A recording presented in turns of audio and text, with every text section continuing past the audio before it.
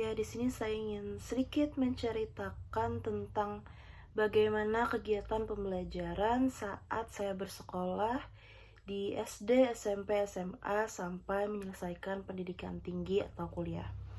Jadi selama di sekolah dasar atau SD, kegiatan pembelajaran itu dilaksanakan dengan metode ceramah. Hampir semua. Ya, bisa saya bilang semua pembelajaran itu menggunakan metode ceramah. Sehingga saat di kelas itu yang aktif hanya guru. Peserta didik itu hanya dituntut untuk mendengarkan dan menerima segala penjelasan yang sudah diajarkan oleh guru.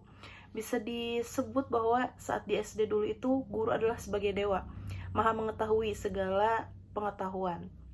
Nah, tidak jauh berbeda saat di SD, saat saya di SMP, kegiatan pembelajaran di kelas itu juga hampir sebagian besar dilaksanakan dengan metode ceramah. Namun ada sedikit perbedaan. Ada metode lain yang digunakan saat di SMP. Salah satunya yaitu metode diskusi kelompok. Nah, pada metode ini kami diberikan kesempatan untuk saling berinteraksi antar sesama teman, saling bertukar pendapat juga, lalu pengalaman dan berbagai macam informasi. Nah, selain menggunakan metode diskusi kelompok, saat di SMP juga menggunakan metode demonstrasi. Jadi setelah diberikan waktu untuk berdiskusi, kami juga diminta untuk langsung mempresentasikan hasil kerja yang sudah kami kerjakan di depan kelas. Berbeda saat di SD dan SMP, saat di SMA itu para siswa dituntut untuk lebih mandiri. Metode yang digunakan guru saat di SMA itu lebih bervariasi. Selain metode ceramah, ada juga metode diskusi kelompok dan juga metode bermain peran. Contoh penggunaan metode bermain peran adalah saat pembelajaran bahasa Indonesia. Dengan waktu itu materi drama, jadi kami sebagai siswa itu tidak hanya mendengarkan materi tentang drama, tetapi kami juga secara langsung, secara berkelompok, itu diminta untuk memainkan sebuah peran di depan kelas dengan naskah yang sudah disiapkan oleh guru. Nah, pembelajaran di perguruan tinggi tentu sangat jauh berbeda saat di SD, SMP, maupun SMA. Pada jenjang ini, mahasiswa dituntut untuk jauh lebih mandiri dengan menemukan sendiri pengetahuan atau konsep baru. Nah, metode ini biasanya disebut dengan metode discovery atau discovery learning. Nah, selain itu, pada perguruan tinggi lebih banyak menggunakan metode diskusi kelompok dan juga demonstrasi. Lalu yang selanjutnya adalah bagaimana pendapat Anda mengenai tren yang sedang berkembang di dunia kita saat ini dalam konteks perkembangan teknologi, penggunaan gawai atau gadget, media sosial, dan sebagainya. Nah, kemajuan ilmu pengetahuan dan teknologi membuat manusia harus berlomba dalam meningkatkan atau bahkan menciptakan sebuah inovasi. Perkembangan teknologi yang semakin pesat tentu berdampak terhadap banyak aspek kehidupan manusia. Salah satunya adalah pendidikan. Nah, mutu pendidikan Indonesia harus terus ditingkatkan sesuai dengan perkembangan era globalisasi. Pada bidang pendidikan, kemajuan ilmu dan perkembangan teknologi membuat para pendidik dituntut untuk terus berinovasi dan menyesuaikan dengan perkembangan teknologi. Salah satu bentuk penyesuaian yang bisa dilakukan pendidik adalah dengan menciptakan sebuah media pembelajaran yang bisa menunjang tersalurnya informasi yang ingin diberikan dalam proses belajar mengajar. Media kemudian pada proses pembelajaran menjadi salah satu penunjang keberhasilan terlaksananya pembelajaran. Hal ini harus sejalan dengan perkembangan teknologi. Selama 20 tahun terakhir, teknologi berkembang sangat pesat. Kemajuan terjadi di mana-mana. Beragam sektor melaju pesat dengan ditunjang oleh teknologi. Ada sektor ekonomi, industri, pariwisata, kebudayaan, dan tidak terkecuali sektor pendidikan. Perkembangan ini tidak lepas dari keinginan setiap manusia untuk berkembang dan berevolusi menjadi masyarakat yang melek teknologi.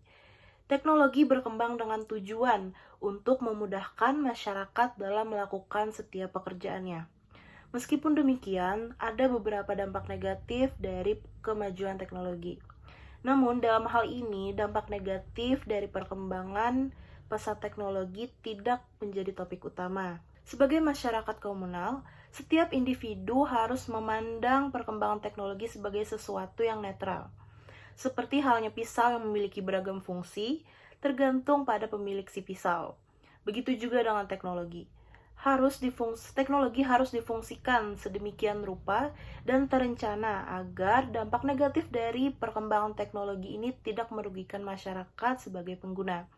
Oleh karena itu, salah satu sasaran dari perkembangan teknologi adalah pendidikan dengan beragam polemiknya.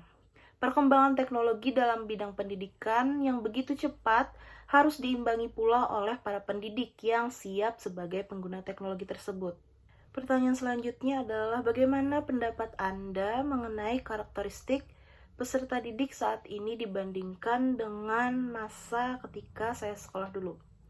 Ya, tidak dapat dipungkiri bahwa perkembangan teknologi secara tidak langsung berdampak pada karakteristik peserta didik.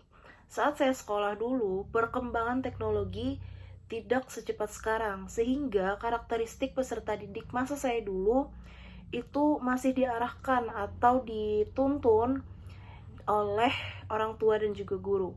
Berbeda dengan sekarang, perkembangan teknologi yang semakin pesat membuat peserta didik bisa mendapatkan atau mengakses berbagai macam informasi.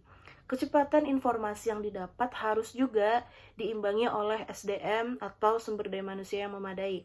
Namun, pada hal ini, informasi yang terlalu banyak dan cepat membuat peserta didik itu tidak mampu mengimbangi sehingga dapat mempengaruhi karakteristik peserta didik.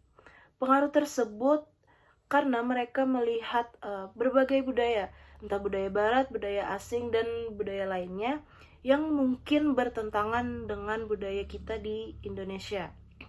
Oleh karena itu, pembinaan moral atau karakteristik peserta didik harus lebih ditingkatkan lagi agar karakter dan jati diri bangsa Indonesia, khususnya peserta didik, tidak hilang karena perkembangan teknologi.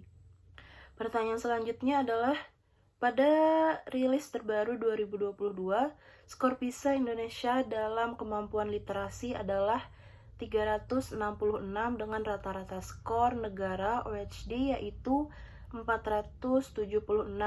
Sedangkan skor kemampuan matematika adalah 359 dengan rata-rata skor negara OECD yaitu 472. Skor PISA tersebut menunjukkan bahwa kemampuan Indonesia dalam literasi dan matematika masih di bawah rata-rata. Sementara itu, pada tujuan pembangunan berkelanjutan dalam bidang pendidikan, kemampuan literasi dan matematika menjadi salah satu indikator ketercapaian targetnya. Tuliskan pendapat Anda mengenai fakta ini.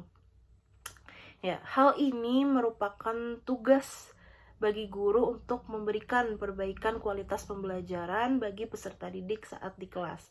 Selain itu, selain juga tugas guru, tentu hal ini merupakan tugas bagi para sektor pendidikan yang juga harus mulai melakukan perbaikan yang komprehensif dan berkelanjutan dalam sektor pendidikan agar dapat membantu mengatasi hambatan tersebut. Hal ini bisa memanfaatkan perkembangan teknologi untuk meningkatkan fasilitas bagi pendidik agar mampu memberikan pembelajaran yang lebih maksimal.